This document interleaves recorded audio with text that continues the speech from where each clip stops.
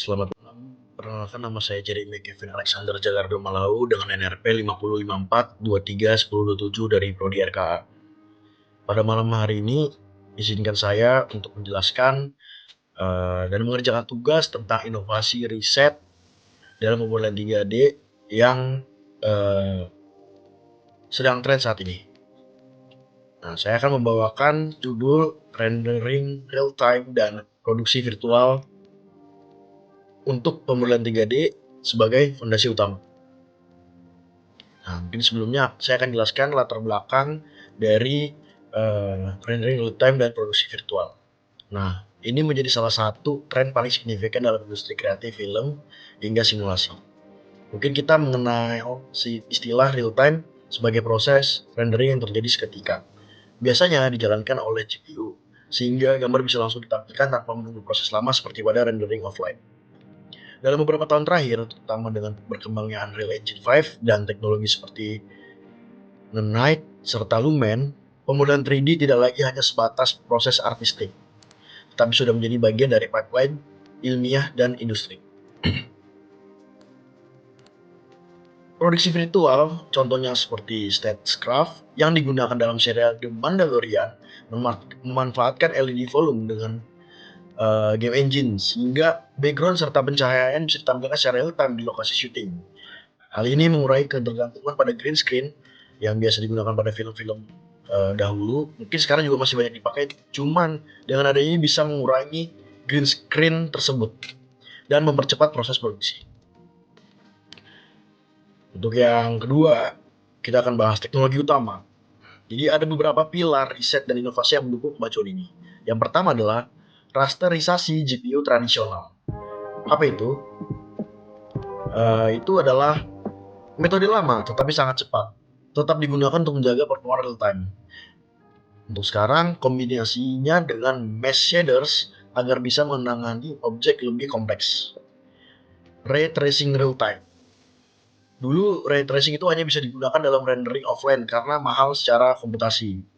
Mungkin sekarang sejak hadirnya GPU dengan akselerasi ray tracing seperti NVIDIA RTX, kita bisa mendapatkan pantulan-pantulan bayangan dan global illumination lebih realistis dalam real time.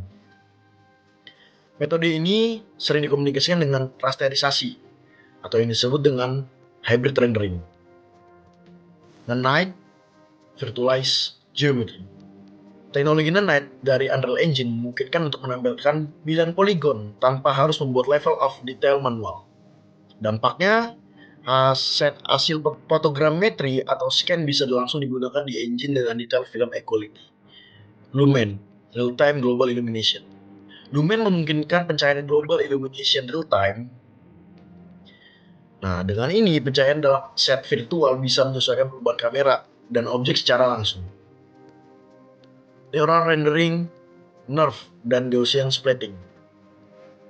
Neural radiance fields atau NURF yang diperkenalkan pada 2020 membuka cara baru mempresentasikan adegan 3D dari foto. Metode ini kemudian berkembang menjadi Gaussian splitting yang lebih cepat dan mendekati real time. Ini sangat relevan untuk produksi virtual karena kita bisa membangun model 3D dari foto atau video secara otomatis. Fotogrametri dan pipeline asset. Workflow yang umum sekarang adalah memotret objek nyata. Baru kita akan membangun model 3D sebagai fotogrametri atau NURF.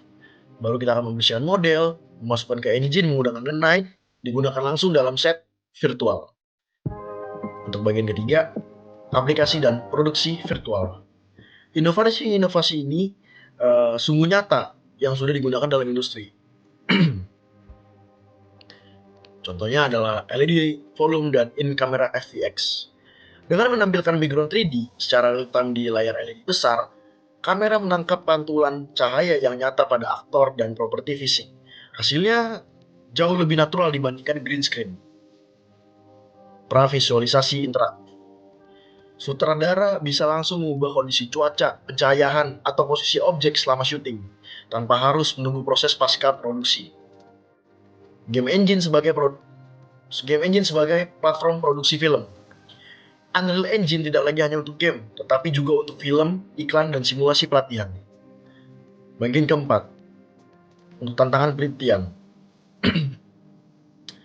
Meski sudah banyak kemajuan, ada beberapa tantangan riset yang masih terbuka. Contohnya adalah performa visualitas. Ray tracing masih performa visualitas. Ray tracing penuh masih berat, sehingga perlu hybrid render, denoising berbasis AI, dan teknologi upscaling seperti DLSS. Representasi 3D yang bisa diedit. Nerf menghasilkan hasil realistis tapi sulit diedit oleh seniman 3D. Integrasi pipeline yang mulus dari fotogrametri ke engine, proses masih butuh banyak membersihkan manual. Sinkronisasi kamera di LED volume. Dibutuhkan latensi rendah agar parallax terlihat natural. Manajemen data besar. Mode berkualitas film sangat berat, butuh kompresi dengan streaming yang cerdas. Yang kelima, bukti ilmiah dan referensi. Ada beberapa penelitian dan sumber utama yang menjadi bukti ilmiah adalah Mildenhall et al. 2020 memperkenalkan nerve sebagai representatif volumetric neural untuk novel view synthesis. Ray tracing games. Nvidia 2019 sampai 2021 sebagai kompilasi teknik ray tracing real time. Dokumentasi resmi Unreal Engine 5 yang menjelaskan teknologi Nanite dan Lumen. Studi kasus ILM Statcraft pada The Mandalorian yang menunjukkan penerapan produksi virtual dalam skala industri. Kesimpulan. Dari hasil kajian yang saya buat dapat disimpulkan bahwa pemodelan 3D menjadi fondasi utama dalam rendering real-time dan produksi virtual. Inovasi seperti ray tracing real-time, Nanite, Lumen, serta neural rendering seperti Nerve dan Gaussian splitting membuka era baru untuk produksi visual. Produksi virtual tidak hanya efisien, tetapi juga memberikan kebebasan kreatif lebih besar, sehingga menjadi standar baru dalam industri film dan simulasi. Namun, ada beberapa tantangan riset seperti performa, pipeline aset, serta integrasi representasi neural dengan workflow artis tradisional. Dengan perkembangan teknologi yang sangat cepat, ke depan kita bisa melihat produksi film, animasi, bahkan pendidikan berbasis 3D yang semakin imersif dan real-time. Mungkin demikian pemaparan saya mengenai kajian riset dan inovasi yang berjudul Rendering Real-Time dan Produksi Virtual dengan fokus pada pemodelan 3D. Terima kasih atas perhatiannya. Mohon maaf jika ada kesalahan kata atau perbuatan, kurang lebihnya mohon maaf. Terima kasih.